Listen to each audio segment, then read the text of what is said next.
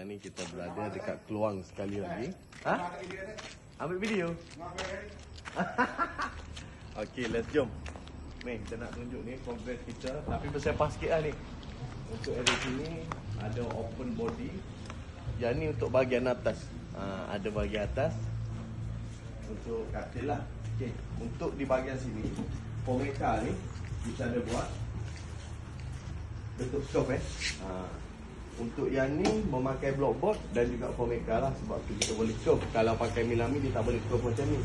Okey, untuk yang ni beroda kita nak buat supaya dia senang alih. So kita buat yang ni island top.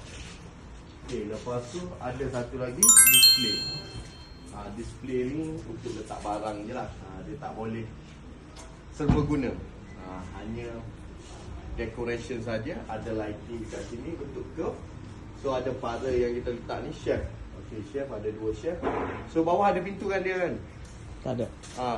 Bawah mati kan? Mati. Untuk mati. Okey. So yang ni progress kita lah dekat sini. So kalau korang nak tengok yang siap, cuba korang komen dekat bawah. Komen di dekat bawah. Nak buat awning pun Roger. Nak buat apa lagi? Korang boleh Roger. Ni pintu glass dia. Ni black glass. Okey. So, sambungan part 2. Bye bye.